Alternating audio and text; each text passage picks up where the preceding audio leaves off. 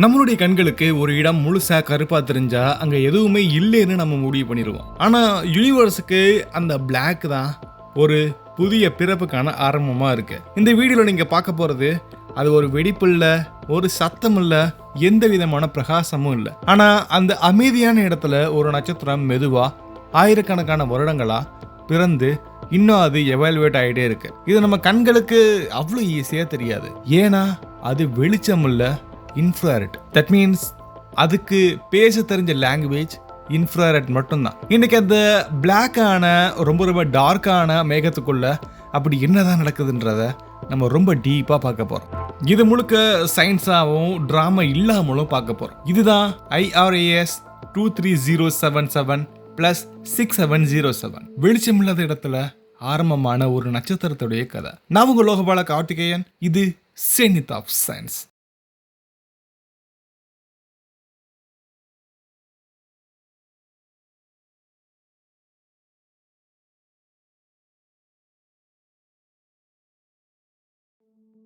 எல்லாருக்கும் advance happy new year.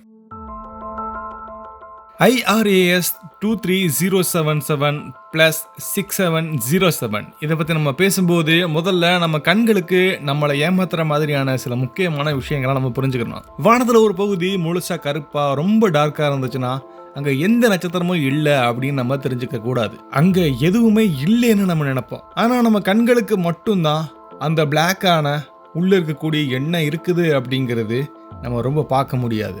But உள்ள ரொம்ப கூலிங்கான தூசு கேஸஸ் எல்லாமே மூடின சில முக்கியமான விஷயங்கள் இருக்கு. அங்க நட்சத்திரங்கள் பிறக்க ஆரம்பிக்குது. இது IRAS 23077 + 6707 பேசிக்கான ஒரு டார்க் ஏரியா. அமைதியா ஆனா அங்க ரொம்ப அதிகமான உயிரோட்டம் இருந்த இடமாகவும் இருக்கு. இந்த இடம் CB230 சொல்லக்கூடிய ஒரு பாக் குளோபல் அப்படின்றது ஒரு சின்ன ஆனா ரொம்ப அடர்த்தியான ஒரு மாலிகுலர் கிளவுட். இதுல இருக்கக்கூடிய தூசி விசிபிள் லைட்டை முழுசா அப்சர்வ் பண்ணிக்கிறோம். இதனால ஆப்டிக்கல் டெலஸ்கோப்புக்கு இது ஒரு கருப்பான டார்க்கான ஏரியா மாதிரி தெரியும். ஆனா உண்மையிலேயே இந்த குளோபலுக்குள்ள ஹைட்ரஜன் மாலிகுல்ஸ் மெதுவா ஒண்ணுக்கு ஒண்ணு சேர்ந்து கிராவிட்டியுடைய கட்டுப்பாட்டுக்குள்ள இது சுருங்க ஆரம்பிக்குது. இதுதான் ஒரு நட்சத்திரத்துடைய வாழ்க்கைக்கான ஆரம்பம். இந்த கிளவுடு ரொம்ப ரொம்ப டெம்பரேச்சர் கம்மியா இருக்கு. சுமார் 10 to 15 கெல்வின் மட்டும்தான் இருக்கு. இந்த சூழ்நிலையில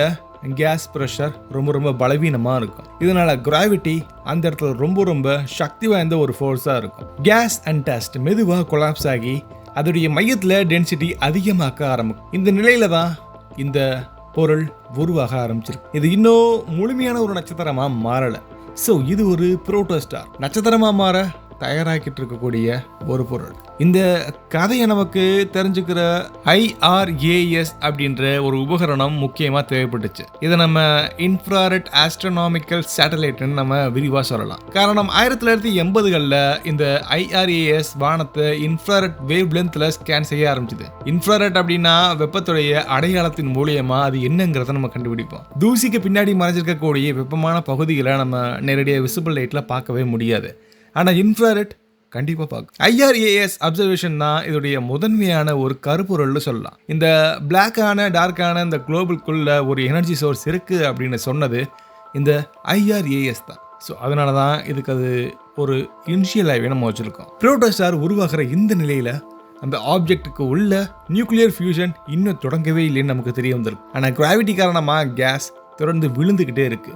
அதாவது ஒன்று சேர்ந்துக்கிட்டே இருக்கு. மையம் மெதுவாக சூடாகுது. அந்த வெப்பம் ஆப்டிக்கலா வெளிவர முடியாம அந்த தூசி எல்லாமே தடுத்து நிறுத்தி அதை அப்சர்வ் பண்ணுது. அதனால அந்த எனர்ஜி முழுக்க இன்ஃப்ராரெட்டா தான் வெளியே வரணும். இதுதான் நம்ம இந்த சேட்டலைட் இன்ஃப்ராரெட் லைட்டை வச்சு ரொம்ப தெளிவாக பார்த்துருக்கு. அது விசிபிளா ஆல்மோஸ்ட் இன்விசிபிள்னு சொல்லலாம். இது இன்னும் நமக்கு ரொம்ப இன்ட்ரெஸ்டிங்காக மாற்றுறதுக்கான காரணம் CP230 ஒரே ஒரு நட்சத்திரம் மட்டும் இல்லை, இங்க 2 நட்சத்திரங்கள் தெரியுது. அதாவது radio and sub millimetre observation மூலியமா நமக்கு தெரிஞ்சுக்கிட்ட விஷயம், இந்த கிளவுடுக்குள்ள 2 புரோட்டோஸ்டார்ஸ் உருவாயிட்டு இருக்கு. அதாவது இது ஒரு பைனரி புரோட்டோஸ்டார் சிஸ்டம். ஒரு மாலிகுலர் கிளவுட்ல கொலாப்ஸ் ஆகும்போது ஒரே ஒரு கோரை சுருங்காம இந்த ஃப்ராக்மெண்ட் ஆகி 2 கோர்ஸா உருவாகுது. இதுதான் பைனரி ஸ்டார் ஃபார்மேஷனுக்கு ஒரு ரியல் டைம் எக்ஸாம்பிள்னு சொல்லலாம். நம்ம மில்கி வேல எக்கச்சக்கமான ஸ்டார்ஸ் பைனரியா இருக்கிறதுக்கான அடிப்படை காரணம் இதன் மூலியமா நமக்கு கொஞ்சம் வெளிவருது. புரோட்டோஸ்டார் உருவாகும் போது இன்னொரு மிகப்பெரிய physical problem angular momentum. Gas நேரா விழுந்தா அதோடைய ரொட்டேஷன் காரணமா அது கண்டிப்பா சிதறி போகும், அதாவது கொலாப்ஸ் ரொம்ப ரொம்ப அதிகமாகும். இந்த டிசப்பியர் காரணமா நம்ம எதிர்பார்க்கிற ரிசல்ட் வராது. ஆனா இதை சமாளிக்க நேச்சர் ஒரு ட்ரிக்கை யூஸ் பண்ணுது. இதுக்கு பேரு பைபோலார் அவுட்ஃப்ளோஸ். IRAS 23077 + 6707 இருந்து மாலிகுலர் அவுட்ஃப்ளோஸ் நம்ம டெலஸ்கோப் மூலியமா பார்த்திருக்கோம். அதாவது கேஸ் ஒரு பக்கமா மட்டும் விழாம 2 திசைகள்லயும் ஜெட்ஸ் மாதிரி வெளியே தள்ளப்படுது. இதனால எக்ஸஸா இருக்கக்கூடிய ஆங்குலர் மொமெண்டம் வெளியே போகும். மீதம் இருக்கக்கூடிய மாஸ் மையத்துல சேர்ந்து ஒரு புரோட்டோஸ்டாரா வளர வைக்கும். ஒரு நட்சத்திரம் பிறக்க அது சில விஷயங்களை கண்டிப்பா வெளியே தள்ளி தான் ஆகணும். ஆஸ்ட்ரோனாமர்ஸ்க்கு இந்த பொருள் ரொம்ப முக்கியமானதுக்கான காரணம் இதுதான். இது ஒரு லோ மாஸ் சூரியன் மாதிரியான ஒரு நட்சத்திரம் எப்படி பறக்குது அப்படின்றத காட்டுறதுக்கான இந்த நேச்சரையும் நமக்கு கொடுக்கிற ஒரு லெபார்டரின்னு நம்ம இதை எடுத்துக்கலாம். நம்ம சூரியன் இதே மாதிரி தான் ஒரு மாலிகுலர் கிளவுடுக்குள்ள இதே மாதிரி ஒரு புரோட்டோஸ்டெல்லர் ஃபேஸ்ல இருந்து அது பிறந்து இப்போ எவாலுவேட் ஆகி இப்போ நம்ம அது ஒரு மெயின் ஸ்டாரை நம்ம வச்சிருக்கோம். வித்தியாசம் என்னன்னா சூரியன் பிறக்கிற இடம் ஒரு கிளவுட் இப்ப இல்ல, அது காலத்தால கலைஞ்சு போச்சு. ஆனா CB230 இன்னும் இருக்கு. அதனால நம்ம அந்த ஆரம்ப கால கட்டத்தை நேரடியா பார்க்க முடியுது. டைம் ஸ்கேல பார்ப்போம். இந்த கொலாப்ஸ் ப்ராசஸ் சில 1000 வருடங்கள்ல முடிஞ்சிடும். இது நம்மளுடைய நம்பிக்கை. ஆனா இது பல வருடங்களுக்கு மேல ஆகலாம் அப்படிங்கிறது விஞ்ஞானிகள் ஆணித்தனமா சொல்றாங்க. ஒரு புரோட்டோஸ்டார் உருவாக கிட்டத்தட்ட 1,00,000 வருடங்களுக்கு மேல கூட ஆகலாம். அதை தொடர்ந்து மெயின் சீக்வன்ஸ் ஸ்டாரா மாற சில மில்லியன் வருடங்கள் கூட ஆகும். நம்ம இப்போ இத பார்க்கிற போது அது ஒரு மிகப்பெரிய டைம் லைன்ல, அதாவது அதை நம்ம காஸ்மிக் டைம் லைன் சொல்லுவோம். அந்த டைம் லைன் அடிப்படையில் வச்சு பார்க்கும்போது இது வெறும் சின்ன ஃப்ராக்ஷன் ஆஃப் செகண்ட் மட்டும்தான். ஆனா இந்த ஃப்ரேம்ல தான் எல்லா பேசிக்கான பிசிக்ஸும் நடக்குது. இதுல இருந்து நம்ம ஒன்று கிளியரா புரிஞ்சுக்க வேண்டியது, கோருடைய ஐடியா என்னன்னா அது ஒரு பிளாக்கா தெரிஞ்சாலும் அது காலி அப்படிங்கிறது அர்த்தமே கிடையாது. யூனிவர்ஸ்ல நட்சத்திரங்கள் பெரும்பாலும் சத்தம் இல்லாம வெளிச்சம் இல்லாம தான் பிறக்குது. இன்ஃப்ராரெட் ஆஸ்ட்ரோனாமி அந்த மறைஞ்சு போட உண்மையை நமக்கு இப்போ அதிகமா வெளிக்காட்டுது. IRAS 23077 + 6707 அந்த உண்மையிலேயே ஒரு நேரடியான ஒரு ப்ரூஃப் நம்ம எடுத்துக்கிறோம். இந்த என்டையர் ஸ்டோரியுடைய கடைசி டேக்வே ரொம்ப சிம்பிள் தான். யூனிவர்ஸ்ல சூப்பர்னோவா மாதிரியான சில நிகழ்வுகள் ரொம்ப ரொம்ப பெருசா தெரியும். அந்த யூனிவர்ஸோடைய மிகப்பெரிய ஆட்டம்னே நம்ம வச்சுக்குவோமா. ஆனா ஒரு நட்சத்திரம் பறக்கிறது அந்த அளவுக்கு பிரம்மாண்டமா இருக்க போறதில்ல.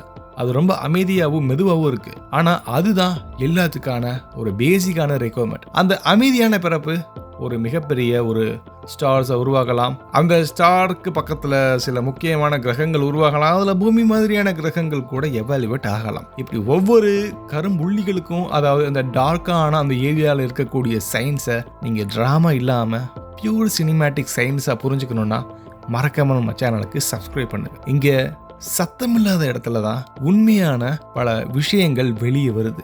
யூனிவர்ஸ் நம்மகிட்ட தொடர்ந்து பேசிக்கிட்டு தான் இருக்கு. நம்ம தொடர்ந்து யூனிவர்ஸை படிக்க ஆரம்பிக்கலாம். பாய்.